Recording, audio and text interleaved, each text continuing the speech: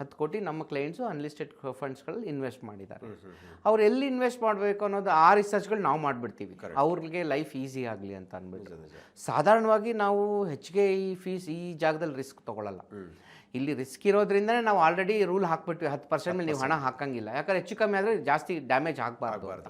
ಅದೂ ಅಲ್ದಿರ ನಾವು ಸಾಧಾರಣವಾಗಿ ಈ ಏರಿಯಾಗಳಲ್ಲಿ ಬರೀ ಮೋನೋಪೊಲಿ ಬಿಸ್ನೆಸ್ಗಳಲ್ಲೇ ದುಡ್ಡು ಹಾಕ್ತೀವಿ. ಮೊನೋಪೊಲಿ ಉದ್ದಿಮೆಗಳಲ್ಲಿ ಆ ಮೋನೋಪೊಲಿ ಸ್ವಾಮ್ಯ ಇರುವಂಥದ್ದು, ಅದ್ರ ಮೇಲೆ ಮತ್ತೆ ಪ್ರತ್ಯೇಕವಾಗಿ ಡೀಟೇಲ್ ಆಗಿ ಮಾತಾಡ್ಕೊಳ್ಳೋಣ. ಅಂತ ಒಂದು ಉದ್ದಿಮೆಗಳು ಮಾತ್ರ ನಾವು ಹುಡುಕ್ತೀವಿ.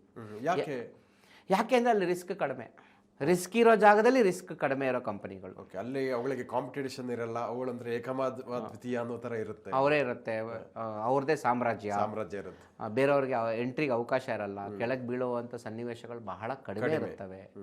ಸೊ ಈ ಥರದಲ್ಲಿ ನಾವು ಸ್ಟಡಿ ಮಾಡಿಕೊಂಡು ಆ ಒಂದು ಸಂಸ್ಥೆಗಳು ಹೂಡಿಕೆ ಮಾಡ್ಬೋದು. ಅದರಲ್ಲಿ ಕೂಡ ಈಗ ನೀವು ಫಾರ್ ಎಕ್ಸಾಂಪಲ್ ನಿಮ್ಮ ಹತ್ರ ಒಂದು 10 ಲಕ್ಷ ಪೋರ್ಟ್ಫೋಲಿಯೋ ಇದ್ದರೆ ನೀವು ಒಂದು 10% 1 ಲಕ್ಷ ರೂಪಾಯಿ ನೀವು ಅನ್ಲಿಸ್ಟೆಡಲ್ಲಿ ಹಾಕಿದಾಗ ಒಂದೇ ಕಂಪ್ನಿಗೂ ನೀವೇನು ಹಾಕಲ್ಲ. ನಮ್ಮ ಪ್ರಕಾರ ಒಂದು 2 ರಿಂದ 4 ಕಂಪ್ನಿಗೆ ಅಲ್ಲೂ ಸ್ಪ್ರೆಡ್ ಮಾಡ್ತೀವಿ.